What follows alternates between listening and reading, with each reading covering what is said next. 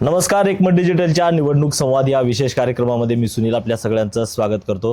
मी आज जानवळ गटामध्ये आहे।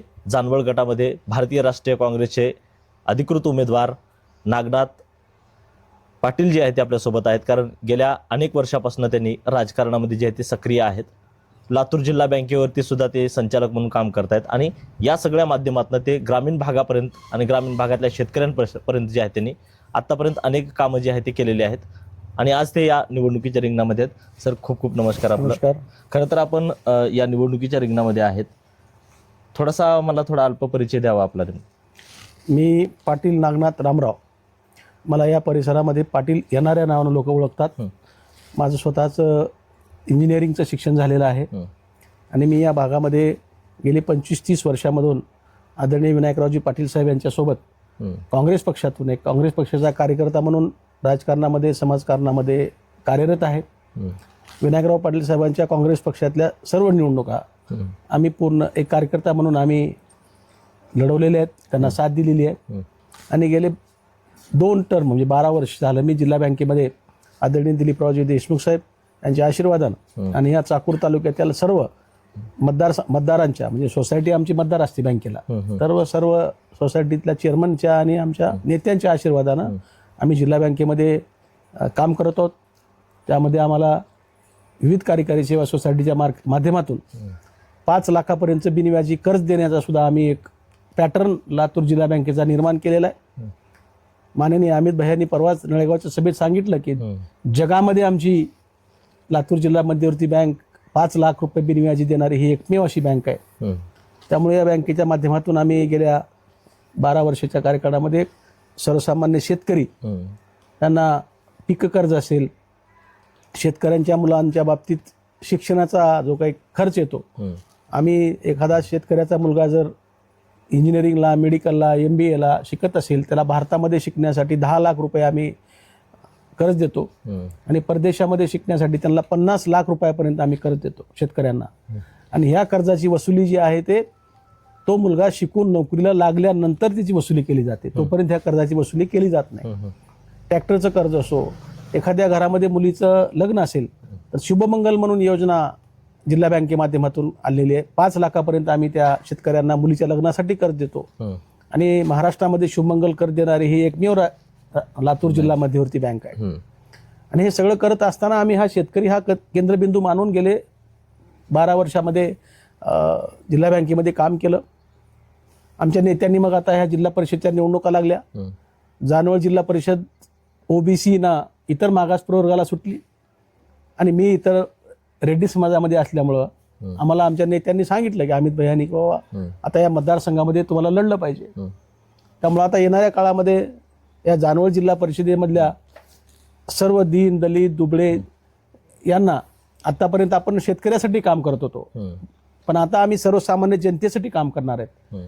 जिल्हा परिषदेच्या ज्या काही योजना आहेत त्या सर्व योजना भ्रष्टाचार मुक्त जानवळ जिल्हा परिषद हा आमचा अजेंडा राहणार आहे। आम्ही आमचा वचननामा जाहीर केलेला आहे। त्या वचननाम्यामध्ये आम्ही सांगणार आहेत की जसा एक लातूर पॅटर्न म्हणून आपण ओळखतो तसा हा जानवळ पॅटर्न आम्ही निर्माण करणार आहेत। या जानवळमधल्या सर्वसामान्य शेतकऱ्यांना त्यांच्या घरकुलासाठी असतील, त्यांच्या विहिरीसाठी असतील, त्यांच्या गोठ्यासाठी असतील, कुठल्याही अधिकाऱ्याला पैसा न देता त्या अधिकाऱ्यांनी अगदी हे काम करून घेण्यासाठी आमचा आणि आमचे जे सहकारी आहेत पंचायत समितीमधले थांबलेले प्रतिभाताई सूर्यवंशी आहेत, तिकडून गणेशदादा खंदारे आहेत, ह्या सर्वांच्या माध्यमातून आम्ही हा जानवळ मतदारसंघ हा भ्रष्टाचार मुक्त मतदारसंघ करण्याचा आमचा मानस आहे आणि त्या पद्धतीनं आमची सगळी कार्यकर्त्यांची टीम कामाला लागलेली आहे। आम्हाला प्रचंड प्रतिसाद आहे आणि येणाऱ्या काळामध्ये आम्ही जिल्हा परिषदमध्ये काँग्रेसचा झेंडा या जानवळ जिल्हा परिषद माध्यमातून आम्ही लावू, त्या ठिकाणी फडकवू असं आम्हाला खात्री वाटते। दुसरा या मतदारसंघामधला फार मोठा प्रश्न आहे तो ऊसाचा। तो ऊसाचा प्रश्न सुद्धा येणाऱ्या काळामध्ये आम्ही कायमस्वरूपी सोडवण्यासाठी, मागच्या काळामध्ये 21 शुगरला या भागातून मोठ्या प्रमाणात ऊस जातो, पण या जानवळ जिल्हा परिषदेमध्ये या चाकूर तालुक्यामध्ये एक हक्काचा कारखाना 21 शुगरच्या माध्यमातून एक हक्काचं युनिट उभा करण्याचा सुद्धा आम्ही आमच्या नेत्याच्या माध्यमातून आम्ही प्रयत्नशील राहणार आहोत। आम्हाला काही अंशी अमित भैयांनी, दिलीपराव साहेबांनी आश्वासित केलेलं आहे की या मतदारसंघातून जर आम्हाला काँग्रेसला विजयाचा पताका जर आला तर येणाऱ्या काळामध्ये सुद्धा या ऊसाचा कायमचा प्रश्न नुसता जानवळ जिल्हा परिषदेचाच नाही तर या चाकूर तालुक्यातून पूर्ण जनतेचा, शेतकऱ्यांचा आम्ही सोडवण्याचा प्रयत्नशील राहू आणि आम्ही तो सोडू अशी आम्हाला खात्री आहे. खरं तर आपण जानवळ गटामधून उभा टाकल्यात आणि जानवळ गटामध्ये जे आहे ते प्रमुख कुठल्या समस्या वाटतात तुम्ही ज्यावेळेस या प्रचाराच्या निमित्तानं फिरताय त्यावेळेस? जानवळ गटामध्ये प्रमुख समस्या आहेत त्या भ्रष्टाचाराच्या. हं, आज आपण कुठल्याही गावामध्ये जर गेलात तर ज्या शासकीय योजना आहेत, हं, त्या विहिरी आहेत, शासनाच्या विहिरी शेतकऱ्याला दिल्या जातात.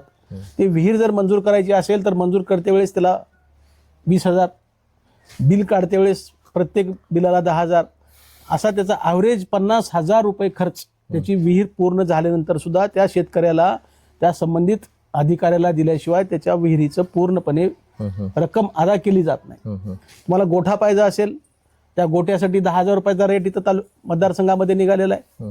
तुम्हाला शोषखड्डा पाहिजे असेल, शोषखड्ड्यासाठी त्याला 500,000 रुपये द्यावे लागतात.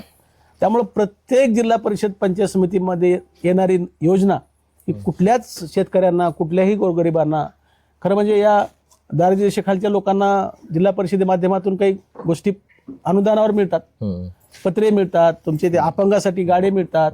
हे लोकांना माहिती सुद्धा नाही की आपण तिथं काय काय मिळू शकतो. आणि आम्ही इथं बघितलं की मागच्या काळामध्ये जे जिल्हा परिषद सदस्य म्हणून आहेत त्यांना हे योजना सुद्धा माहीत नाहीत. फक्त त्यांना एकच माहित आहे की आपण इथं जिल्हा परिषदेमध्ये जायचं, लोकांकडून पैसे घ्यायचे आणि लोकांचे कामं करू वाटलं तर करायचे, नाही तर नाही करायचे. आणि या जिल्हा परिषद निवडण्यामागे बऱ्याच लोकांचा असा उद्देश आहे की आपण जिल्हा परिषदमध्ये जाणे, गुत्तेदाऱ्या करणे.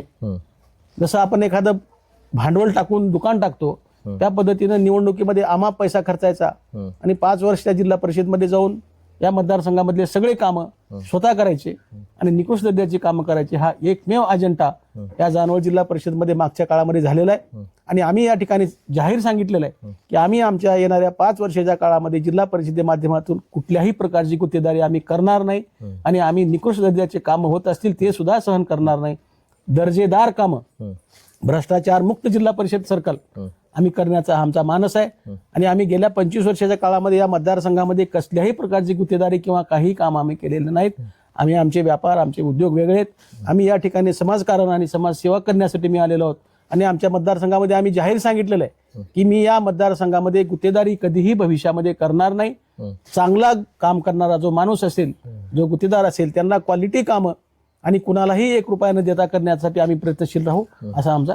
खरं तर तुम्ही म्हणजे या सगळ्या माध्यमातून तुम्ही एक सांगितलात की भ्रष्टाचार जो आहे तो आतापर्यंत झालेला आहे प्रचंड प्रमाणात.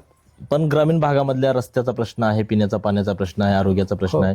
याकडे तुम्ही कसं लक्ष देणार आहात आणि कशा पद्धतीने तुम्ही प्रत्येक गावामध्ये विकास करणार आहात? जिल्हा परिषदे माध्यमातून 3 कामं होत असतात.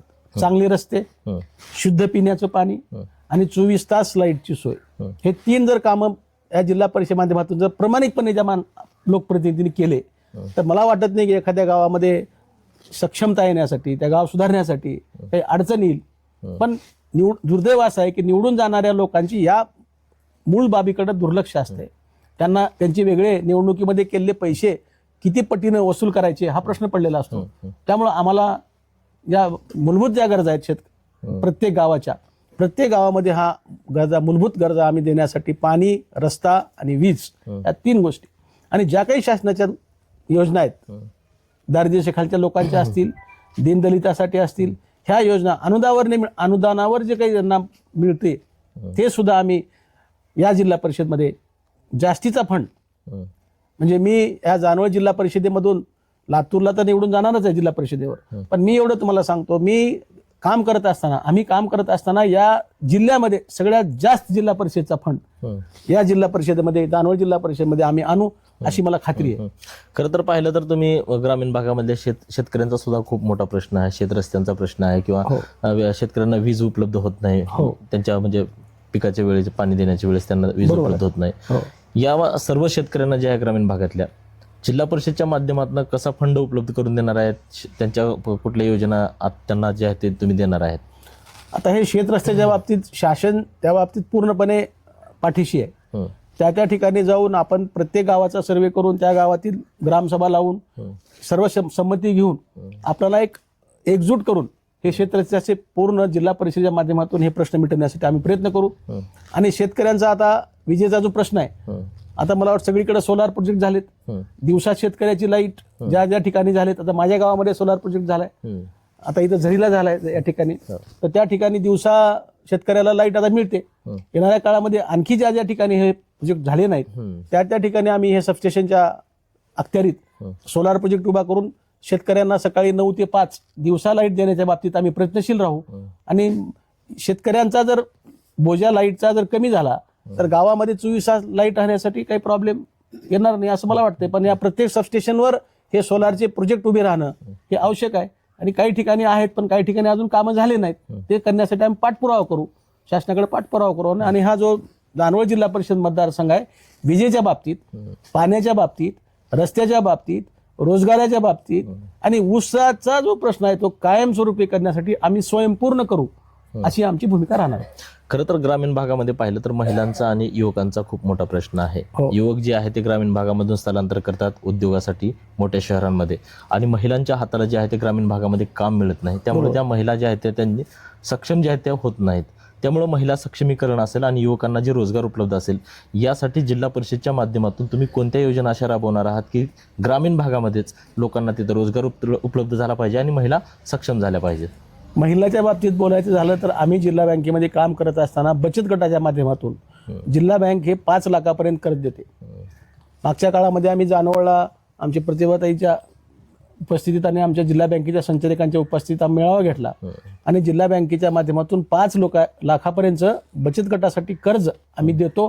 आणि ते अधिकाधिक बचत गट निर्माण करून आणि या बचत गटाला 5 लाखापर्यंत कर्ज आम्ही देण्याचा प्रयत्नशील राहू. आणि येणाऱ्या काळामध्ये जिल्हा बँकेच्या माध्यमातून हा जो 5 लाखाचा जो मर्यादा आहे ती 10 लाखापर्यंत नेण्यासाठी आम्ही त्या बँकेमध्ये आम्ही आमच्या संचालक मंडळाला, आमचे नेते दिलीपरावजी देशमुख साहेबांना विनंती करू आणि ही जी मर्यादा 5 लाखावरून 10 लाखापर्यंत आम्ही नेऊ. आणि या पूर्ण जानवळ जिल्हा परिषदमध्ये अधिकचे बचत गट, प्रत्येक गावामध्ये 8-10 बचत गट जर निर्माण झाले तर त्या बचत गटाच्या माध्यमातून छोटे छोटे उद्योग, आता 90 प्रकारचे उद्योग आहेत बचत गटा करण्यासाठी, तर त्याच्यामध्ये आम्ही महिलांना विनंती करू की ह्या सक्षमीकरण करू, त्यांना आम्ही त्याचे प्रशिक्षण देऊ आणि त्याच्यामध्ये सांगू याच्यातला एक तुम्ही बचत गट निवडा आणि हे बचत गट निवडून त्या बचत गटाला आर्थिक सहाय्य देण्याचं काम, बचत गट त्यांना निवडण्याचे त्यांना प्रशिक्षण देऊ आणि त्यानंतर आर्थिक सहाय्य देण्याची हमी आम्ही त्यांना देऊ आणि आम्ही हे करून दाखवू, आम्हाला असं या वाटतंय. खरं तर या निवडणुकीमध्ये इतर पक्षांचे सुद्धा उमेदवार या निवडणुकीच्या रिंगणामध्ये आहेत, तुम्ही सुद्धा आहात. जनतेने तुम्हालाच का निवडायचं? आता इतर पक्षाच्या उमेदवाराचं बोलायचं झालं तर आता एक उमेदवार तर ठेकेदारच आहे जिल्हा परिषदेचा. ते एक वेळ जिल्हा परिषदमध्ये राहिलेले आहेत, त्यांचा अनुभव लोकांनी घेतलेला आहे, त्यामुळं त्याच्याबद्दल जास्त न बोललेलं बरं. त्यांचा काही अजेंडाच नाही, त्यांचा विकासाचा अजेंडा नाही, त्यांचा फक्त स्वतःच्या विकासाचा अजेंडा आहे. स्वतःचं 5 वर्ष त्यांना दुकानदारी चालवायची. आता दुसऱ्या पक्षाचा जो उमेदवार आहे तर तो फॉर्म भरायच्या आदल्या दिवशी इथं आला आणि त्याला आम्हाला सांगितलं की आम्हाला फॉर्म भरायला सांगितलंय. त्यामुळं त्याचाही काही असा फार सामाजिक याच्यामध्ये उद्देश होईल असं वाटत नाही. ऐनवेळी उमेदवारी, भारतीय जनता पार्टीचा रोज एक बोर्ड लागत होता इथं, आज अमुक उमेदवार आला, उद्या मुंबईहून आला, परवा दिल्लीहून आला, रोज सकाळी बोर्ड नवीन लागायचा आणि हा रात्रातून 3राच माणूस इथं आला. त्यामुळे भारतीय जनता पार्टीला इथं निवडून यायचं नाही. भारतीय जनता पार्टीला काँग्रेसच्या मतामध्ये विभागणी करायची आणि राष्ट्रवादीला मतदान म्हणजे सपोर्ट करायचं. त्यामुळे त्यांना निवडून येण्यासाठी हा उमेदवार नाहीच आहे. हा, मतामध्ये विभागणी करण्यासाठी हा उमेदवार उभा केलेला आहे. आणि राष्ट्रवादी काँग्रेस आणि भाजप ही एकच पार्टी आहे. आता अहमदपूरमध्ये ते आघाडी करतात आणि चाकूरमध्ये म्हणजे काय नेमकं, त्यामुळे त्यांची भूमिका ह्या अशा संदिग्ध आहेत सगळ्या. त्यामुळे लोकांचा आता विश्वास या लोकांवर राहिलेला नाही.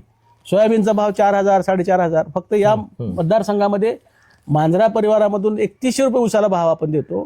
प्रत्येक शेतकरी हा उसा लावल्याशिवाय त्याला पर्याय नाही, कारण दुसऱ्या पिकाला भाव मिळत नाही. म्हणून मांजरा परिवार, जिल्हा बँक, आदरणीय अमित भैया देशमुख यांचं जे शासनामध्ये असलेलं वजन आणि या लातूर जिल्ह्यामध्ये काँग्रेसची एक संस्कृती आहे. विलासराव देशमुख साहेबांनी इथं काँग्रेस स्थापन केलेली आहे, शिवराज पाटील साहेबांची काँग्रेस आहे, निलंगेकर साहेबांची काँग्रेस आहे. आणि हे नेते सर्व धर्म समभाव घेऊन जाणारे नेते, दीन दलित दुबळे, शाहू फुले आंबेडकर यांना मानणारे आपण माणसं आहेत. मग ह्या लोकांचा वारसा घेऊन आपण काम करतोय. अण्णाभाऊ साठेंचा वारसा आपल्याकडे आहे. तुमच्या सगळ्या मुस्लिम समाजाला आपण न्याय देणार आहेत. ह्या सगळ्या लोकांना आम्ही सोबत घेऊन आम्ही काम करणार आहेत. त्यामुळे हे बाकीचे 2 जे आहेत त्यांना एकमेकाला फक्त मदत करून कसं आपलं दुकानदारी चालेल या निवडणुकीच्या माध्यमातून हा अजेंडा ह्या दोन्ही पक्षाचा अजेंडा विकासाचा नाही. आणि या लोकांनी यापूर्वी कसलाही विकास, माझ्या अगोदर इथं भाजपचा जिल्हा परिषद सदस्य होता, त्याच्या अगोदर राष्ट्रवादीचा होता. हम्म.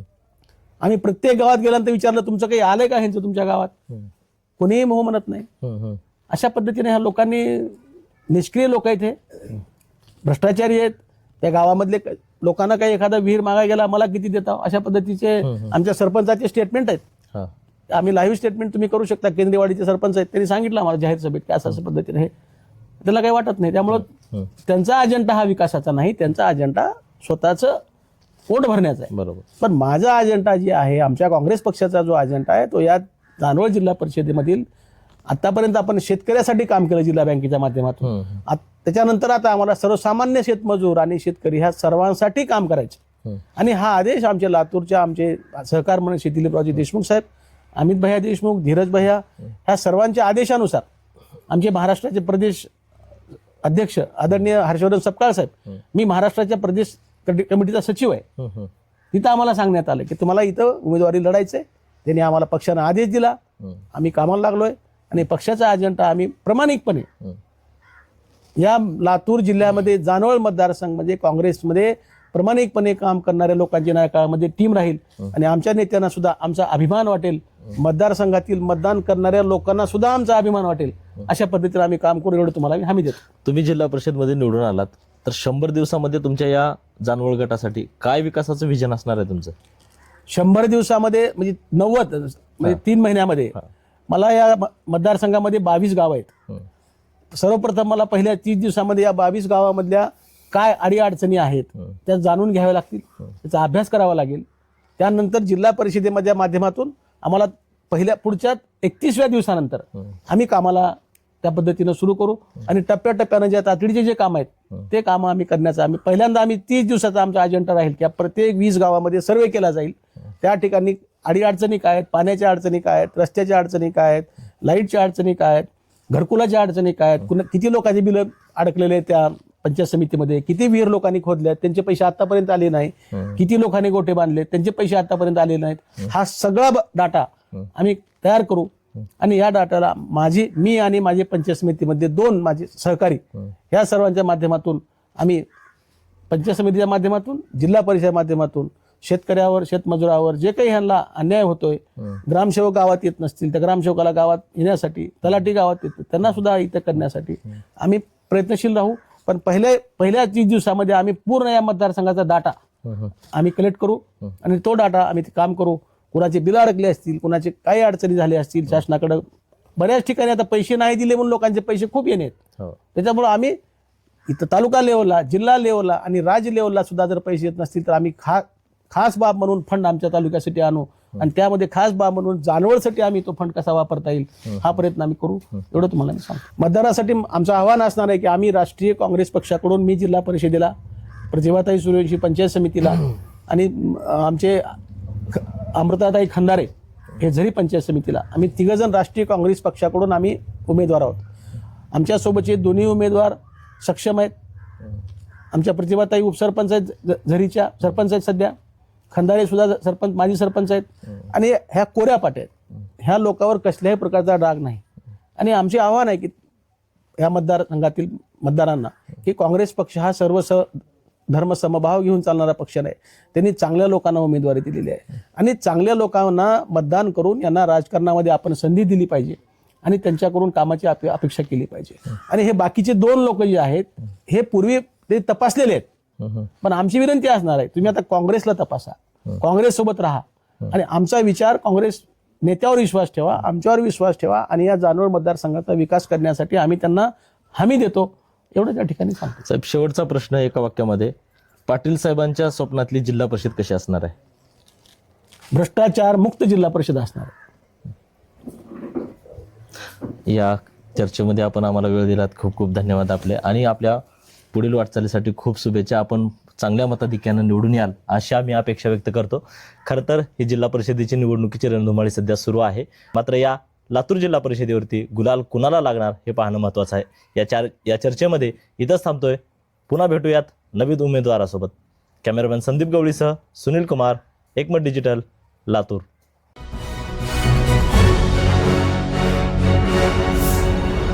Thanks for watching Ekmat Digital.